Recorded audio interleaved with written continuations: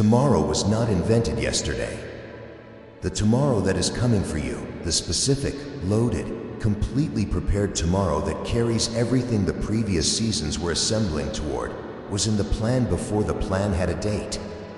Before the calendar existed that would eventually mark the day.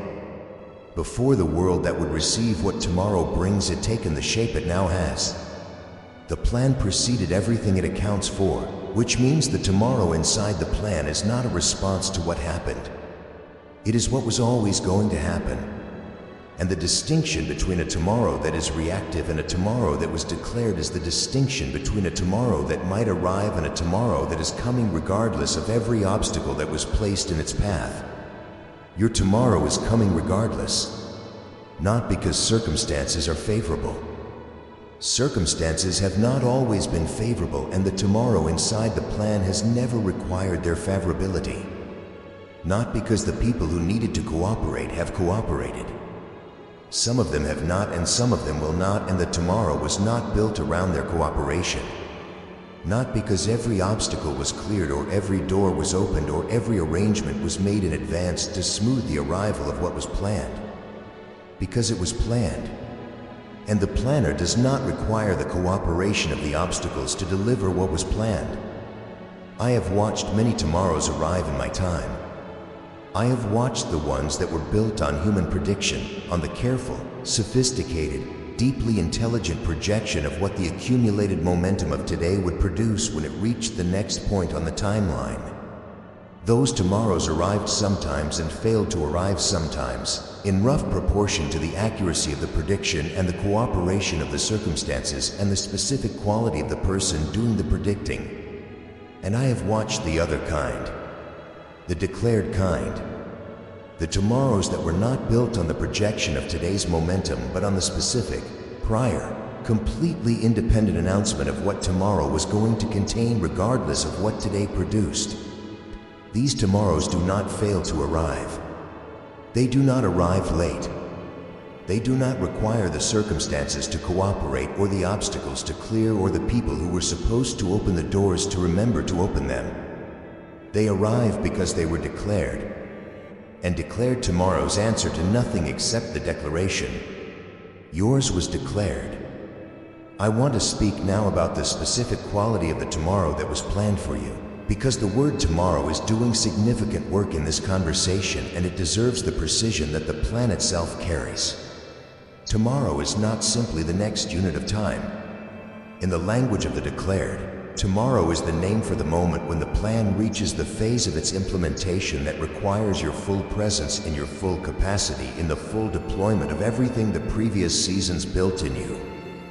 Tomorrow, in this sense, has been tomorrow for a long time. You have been living in the long anteroom of the declared tomorrow, the season of preparation that precedes the season of deployment, the formation period that was building toward the moment when the formation would be complete and the plan could move into its next phase with the person who was being prepared for it ready.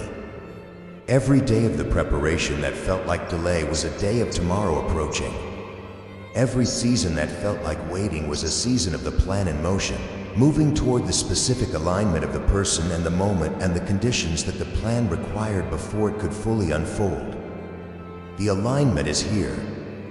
Tomorrow is now. Not metaphorically now in the sense of imminent or approaching or so close you can feel the edge of it. Actually now, in the sense that the anteroom of preparation is ending and the room of deployment is opening in the tomorrow that was declared before the world knew your name is arriving in this specific, present, completely real moment of a life that was built for it. I want to tell you what the plan survived to deliver this tomorrow to you. Because the plan was not delivered through a clear, unobstructed path from its declaration to this moment. The path had opposition.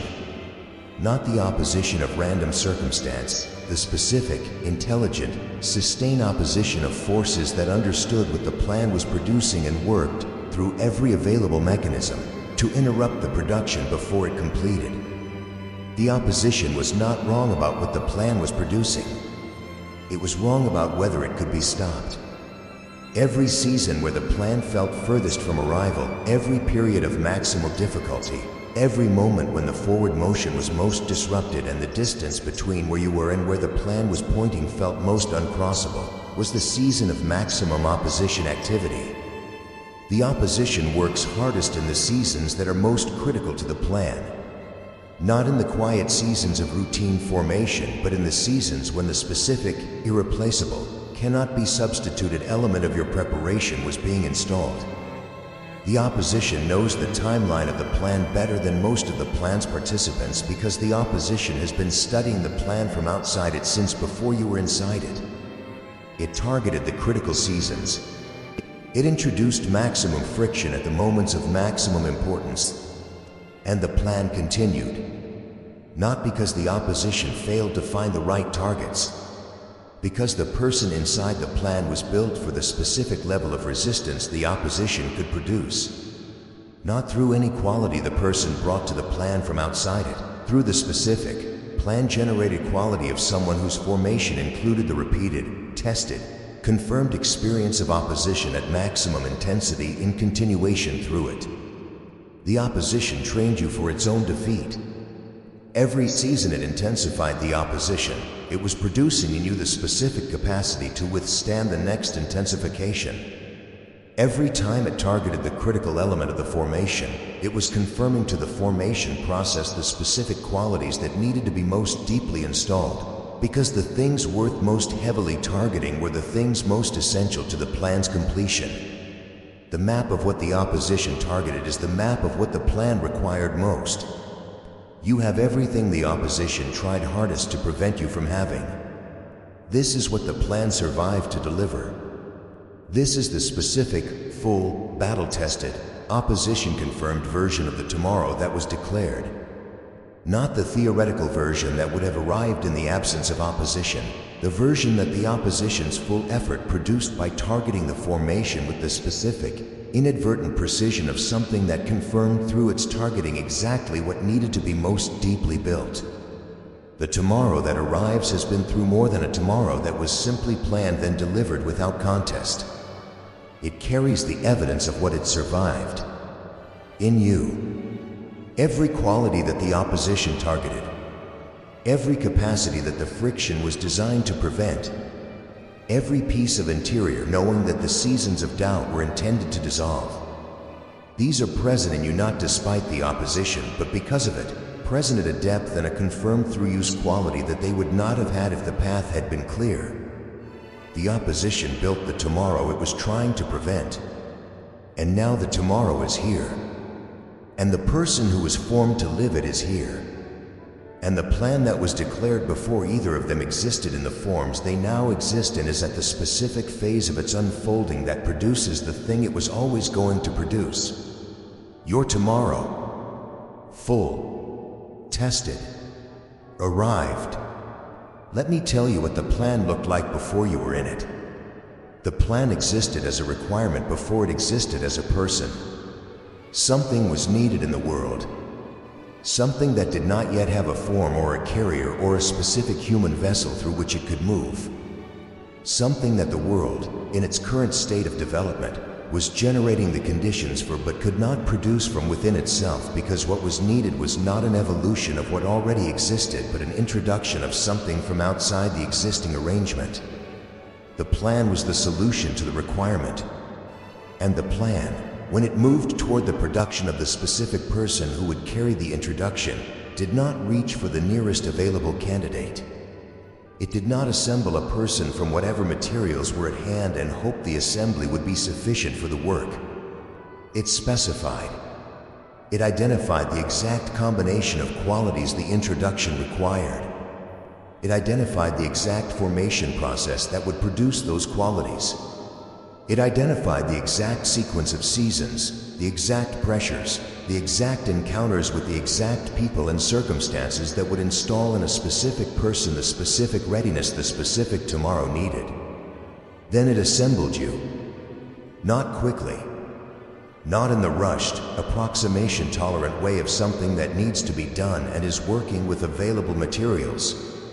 In the patient, Precision requiring way of something that will not move to the next phase until the current phase is complete, and the current phase requires that the person being prepared is actually prepared, not merely positioned or declared prepared or sufficiently confident of their own readiness that the assertion of readiness is treated as its substance.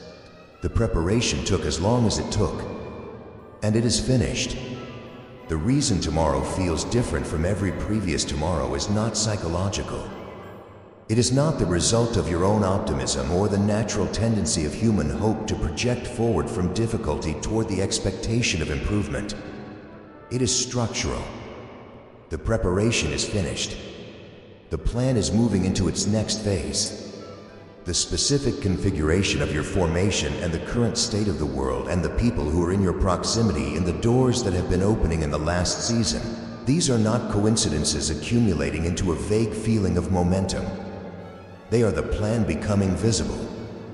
The plan was always there, operating below the surface of what was visible, moving through the years and the seasons and the people and the circumstances that make up the texture of a life without declaring itself in any form that the ordinary perception could recognize a name. The evidence of the plan was always present. It was in the specific, coherent quality of the formation, the way each season produced exactly the quality the next season would require. The way each encounter, including and especially the most difficult ones, installed something that only that encounter could install. The way the losses produced clarity and the pressures produced depth and the periods of apparent stillness produced the specific, invisible rootedness that would only become visible when the surface conditions required someone to hold ground. All of it was the plan. I want to be specific about what the plan looked like in the seasons that felt most unlike a plan. There were seasons when what was happening in your life had the specific, chaotic, completely unstructured quality of a life that had no direction. Seasons when the sequence of events felt random in the worst sense, not the random of pleasant surprise, but the random of meaningless accumulation, of one difficult thing after another without any visible thread connecting the difficulty to anything that the difficulty was building toward. Seasons when the question of whether any of it was going somewhere felt like an optimism that the evidence could not support. Those seasons were the plan at its most intensive. The chaos was not the absence of the plan. The chaos was the plan producing the specific, essential, cannot be installed through comfortable conditions qualities that the declared tomorrow requires from the person who is going to live it. The randomness was not the plan breaking down. The randomness was the plan working in dimensions that are not visible to the person inside the work while it is happening. Dimensions of character and resilience and interior orientation that only become visible after the season has completed and the qualities it produced are available for use. The plan does not always look like a plan from inside it. It looks like a plan in retrospect, when the person who was inside it has enough distance to see what each season was producing and how the production stacked and how the stacking built, incrementally and completely invisibly during the building, the specific person the declared tomorrow required. You have that distance now. Look back, not with the nostalgic looking of someone who is dwelling in what was, with the analytical, purpose-revealing looking of someone who is identifying, in the sequence of what happened, the evidence of what was being built, the evidence that the chaos was construction, the evidence that the randomness was precision, the evidence that the seasons that felt most unlike a plan were the seasons the plan was most actively at work, and that evidence changes how you stand in the present. Because a person who understands that the chaos of the previous seasons was construction stands differently in the apparent chaos of the present season than a person who experienced the previous chaos as evidence of the absence of direction. They know something the non-retrospective version did not know, that the appearance of directionlessness and the presence of direction are not mutually exclusive, that the plan works in the unseeable, that the unseeable is not the absence of the plan. Stand in the present with that knowing. The present contains things that do not yet look like a plan. They are the plan, and the plan is now at the phase that produces visible results. Watch the next season differently than you have watched previous seasons. Before I tell you how to watch, I want to tell you something about the specific nature of divine planning that distinguishes it from every human plan you have ever observed or participated in. Because you have watched human plans your entire life. You have been inside them, studied their architecture, understood their logic, seen them succeed and seen them fail, and developed the specific, calibrated skepticism of someone who knows how human plans work and therefore knows their limitations.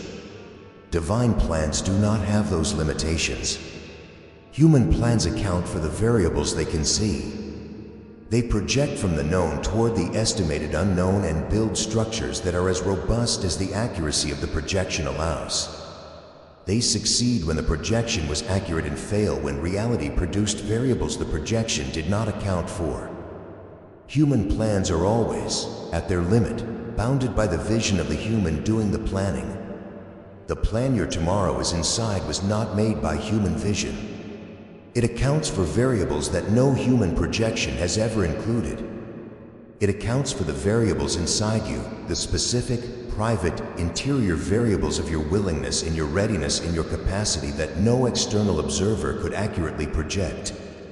It accounts for the variables in the people around you, the specific quality of what they carry and where they are in their own formation and what they will be ready to bring when the plan's timeline reaches the moment it needs them. It accounts for the variables in the world's development, the specific configuration of circumstances and needs and openings that the world's own movement through its seasons produces and that no fixed point plan could have pre-adjusted for. The plan adjusted as the variables moved.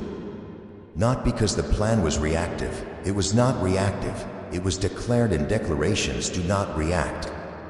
Because the plan was built with the full knowledge of every variable that would move, including the variables of your own development, and built to arrive at its declared outcome through whatever path the movement of those variables required, rather than through a fixed path that assumed the variables would stay where the plan needed them. This is what it means that God planned your tomorrow. Not that a perfect intelligence estimated accurately and built a plan that is very likely to work. That a complete knowledge assembled a plan that accounts for everything, including the things that will move and the things that cannot be predicted from any position inside the creation, and that therefore cannot be accounted for by any plan that was built from inside the creation.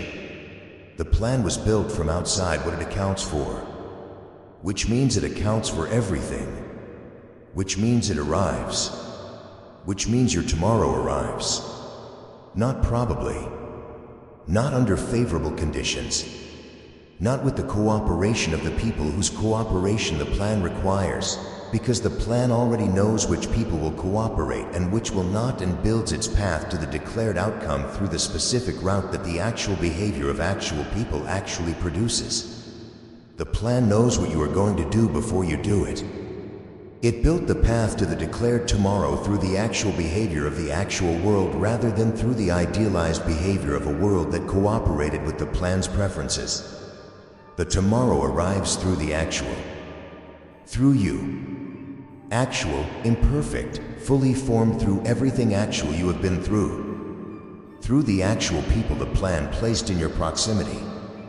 Through the actual configuration of the actual world at this actual moment. All of it was accounted for. All of it was planned. And the arriving tomorrow is the plan delivering what it declared it would deliver through the specific, actual, completely anticipated by the plan reality of everything that preceded it. Including you. Especially you. Not with the cautious watching of someone who has been through enough disappointment that hope feels like a liability. The person who keeps a careful emotional distance from tomorrow because too many tomorrows that felt different turned out to be the same. That watching was appropriate for the seasons in which it was practiced. Those seasons required protection against the specific danger of building on a tomorrow that was not the declared one. The protection served its purpose, but the declared tomorrow does not require protective distance from the person it was declared for. It requires open reception. The person who approaches their declared tomorrow with the careful, managed, not getting too invested watching of someone who has been disappointed before will receive the tomorrow at arm's length. We'll experience it at the reduced intensity of someone who is filtering the arrival through the protective layer that was built for a different season. We'll miss the full force of what was planned because the full force requires full reception, and full reception requires the specific, deliberate, completely non-protective openness of someone who knows the plan was real and is ready to receive what was planned without the buffer. Lower the buffer, not the discernment. The discernment stays.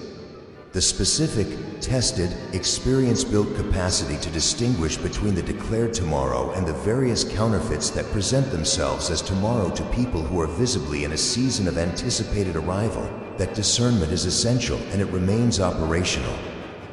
The buffer comes down. The discernment stays up. And the tomorrow arrives into the full, unprotected, completely available space of a person who knows what was planned and is ready to receive it in the full form it was planned in. Now I need to speak about what the plan requires of you in the hours and days immediately before the tomorrow fully arrives, because the arrival of the declared tomorrow is not a passive event for the person it was declared for. It requires specific action, specific preparation that is distinct from the formation preparation, not the building of character and capacity and root system, which is finished, but the specific, practical, immediate preparation of someone who understands that something significant is arriving and that significant arrivals require the space to be received into. The first preparation is the clearing, not the dramatic, sleeping clearing of a person who is ending a chapter with visible finality. The quiet, deliberate, completely intentional clearing of the specific things that occupy space in your attention, in your energy, in your time that the arriving tomorrow is going to require that space for. The things that the previous season built around because they were present and had to be accommodated. The relationships that were sustained past their natural completion because ending them required a clarity that the previous season did not fully provide. The commitments that accumulated because the previous season's version of you needed the structure they provided. The arrangements that made sense before the plan became visible and that no longer correspond to where the plan is pointing. These do not need to be removed with drama. They need to be released with honesty. Honesty about what the arriving tomorrow requires and what the current arrangements are or are not compatible with. Honesty that is not unkind, but that is not managed into softness at the cost of the clarity the tomorrow needs. The arriving tomorrow requires a person who has cleared the space it needs. The clearing is the act of taking the plan seriously enough to make room for what was planned. Make room. The second preparation is the alignment of what you say with what the plan is. There is a specific mismatch that occurs in the period immediately before a declared tomorrow fully arrives, in the lives of people who have been in the anteroom long enough that the language of the anteroom has become habitual. The language of the anteroom is the language of approach, of anticipation, of not yet, the language of a person who is moving towards something rather than standing in something. This language was accurate for the season it was developed in. It is no longer accurate. The tomorrow is here, and the language of approach applied to something that has arrived produces a specific, subtle, but consequential misalignment between what is actually present and what the person carrying it is communicating about what is present. The people around you hear the language of approach and they orient to you as a person who is moving towards something. They cannot orient to you as a person who has arrived, as the specific, fully formed, completely prepared person that the declared tomorrow requires, if the language you are using is still the language of someone who has not arrived. Speak from where you are, not from where you were, not from the humility habit of a person who has been in formation long enough that positioning themselves as a person in formation has become the default self-presentation. From the actual present position, the position at the completion of the formation, the position of someone who is being prepared and who is now in the specific, authorized, fully arrived state of a person whose tomorrow is not approaching but present. Let the language match the position. The third preparation is the specific identification of the first move. Every plan that moves from the phase of preparation to the phase of deployment requires a first move. not the first move of the entire deployment. The deployment will unfold across seasons, and the full sequence of moves is not visible in advance and should not be forced into visibility before it is ready to be seen. But the specific, concrete, actionable first move that the present moment is pointing toward, the one thing that the clarity of this moment, in the completion of the preparation, in the opening of the declared tomorrow, is indicating should happen now. You know what it is. Not in the vague, multiple possibilities sense of someone who can see several directions and has not yet determined which is the right one. In the specific, quiet, completely certain sense of something that has been present in your awareness for a period of time that predates this moment. Something you have been carrying the knowledge of while the preparation continued. Something that the managed version of yourself was holding in the not yet category while the completion of the preparation made it the next category. It is next. It is now. Do it. I want to speak about something that the plan requires that is rarely spoken about in the language of purpose and calling and declared tomorrows, because the language tends toward the inspiring, and the inspiring tends to leave out the part that is not inspiring, but that is perhaps the most important part of what the plan demands. The plan requires that you stop pretending tomorrow is later. There is a specific, habitual, completely understandable way that people who have been in the anteroom long enough relate to their own tomorrow. They develop a relationship to it as the thing that is coming rather than the thing that is here.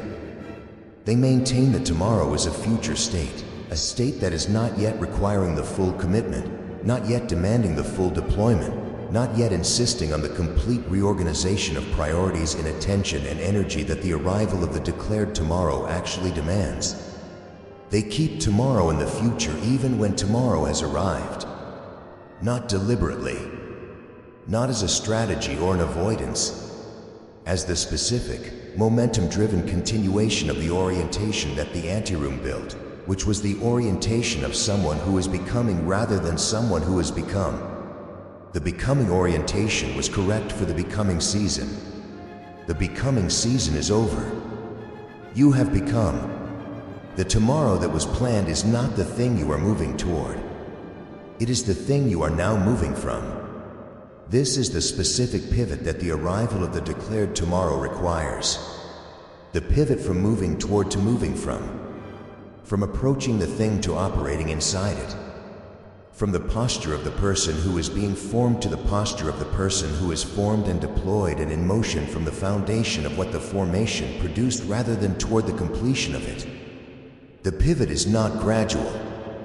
It is a single decision made in the specific moment of understanding, which is this moment, that the becoming is complete and the being is now, and the tomorrow that was declared is here, and the full, complete, unreserved occupation of it is what the plan always required from the person it was planned for. Make the pivot. Now I want to speak about the people who are part of the plan's tomorrow. The plan does not unfold through a single person in isolation. Every plan of the scale that was assembled around your tomorrow includes specific people who are part of the plan's delivery, people who carry pieces of what the tomorrow requires that are not in your hands and that will only arrive in your proximity when the plan's timing aligns them there.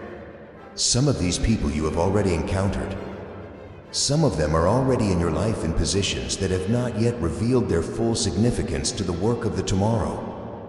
Some of them will arrive in this season in the specific, often unexpected configurations that the plan uses to place the right people in the right proximity at the right moment.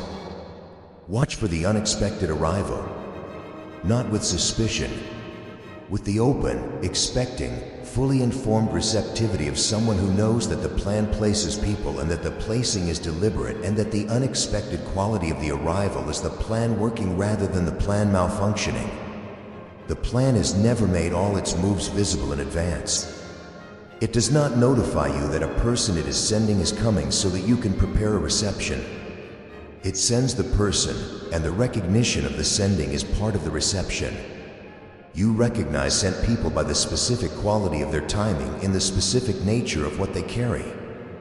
Their timing corresponds to a need you were not aware you had until they arrive, and the arrival revealed the need. Their carrying corresponds to a gap in what you were building that the gap itself had not made visible, a gap that only became visible when the thing that fits it appeared. These are the signatures of sent people.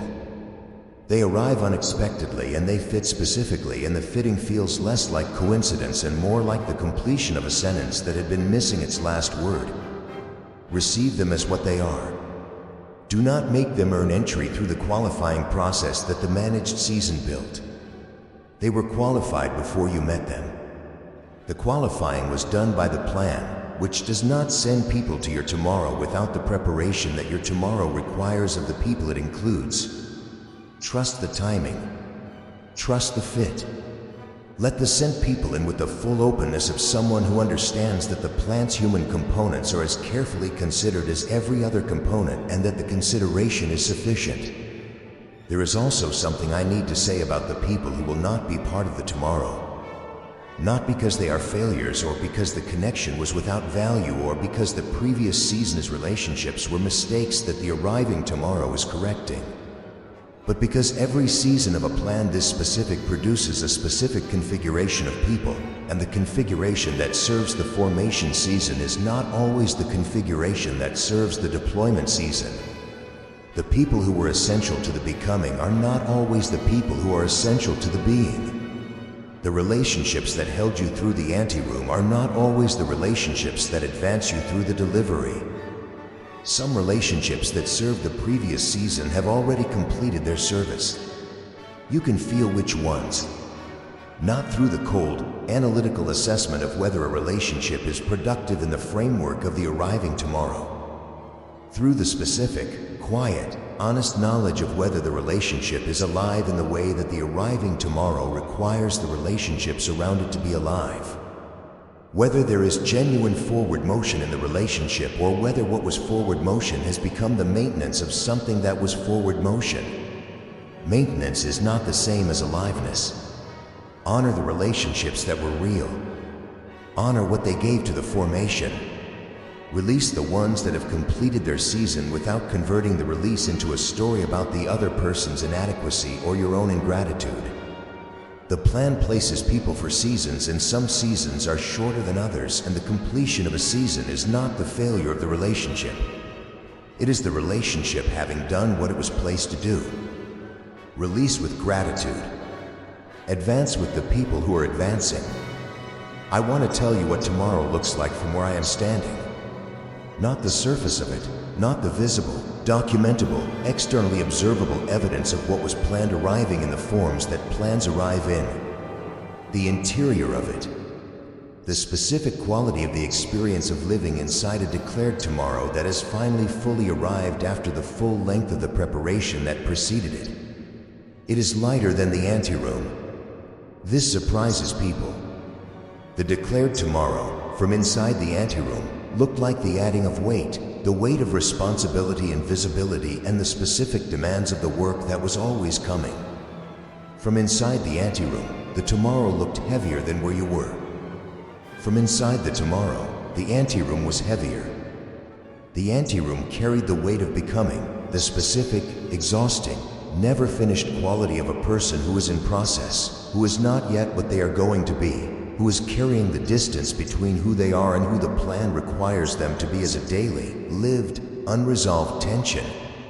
This tension is the specific weight of the formation season. It is the weight of incompleteness, of potential that is not yet converted to actual, of a gap between the current version and the required version that the formation is working to close but has not yet closed. The arriving tomorrow closes the gap. The tension resolves, not into relaxation, into orientation. The specific, directed, completely energized quality of someone who knows what they are doing and why they are doing it, and who the doing is for and what it requires and what it will produce. This is lighter than the anteroom, not because it is less demanding, but because the demand is aligned with what you are. When what you are and what you are doing and what you are doing it for are in full alignment, the demand does not produce the drag of misalignment. It produces the specific, forward-propelling quality of a person moving in the direction they were built to move in. That quality is yours tomorrow. Actually, tomorrow. The tomorrow that starts in the next cycle of sleep and waking that separates this moment from the morning. That tomorrow is not the same as the tomorrows that preceded it because the plan has moved. Because the preparation is complete. Because the alignment is present. Because the declared thing that was always going to arrive at this specific configuration of your life and the world's development has arrived. When you wake tomorrow, wake as the person the plan prepared. Not the continuing version. Not the managed version. Not the person who is still orienting to the tomorrow as future rather than present. The person who is in the tomorrow. Fully, completely, without reservation, without the buffer that the previous season's protection required. Wake into the plan. Walk into the day as someone for whom the declared tomorrow is the present tense reality and the work of the declared tomorrow is the immediate, available, fully authorized work of this specific morning. Not some morning. Not eventually.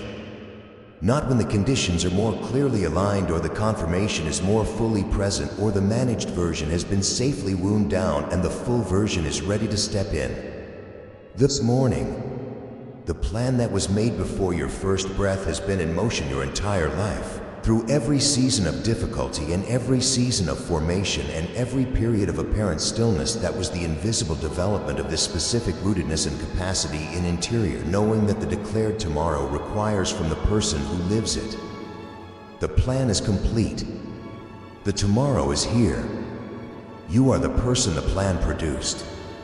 All three of these things are true at the same time, in this moment, which is the specific moment that was always going to be the moment when all three of these things were simultaneously true.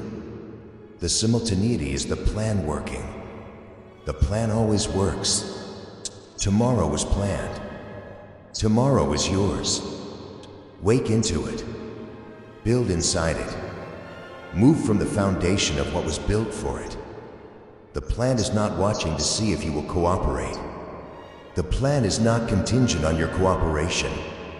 But the plan is at its most complete, most fully expressed, most wholly delivered when the person it was planned for receives it fully and inhabits it completely and does the work it was planned for with the full, unmanaged, completely authorized force of someone who knows what was planned and has decided to live inside the plan without reservation.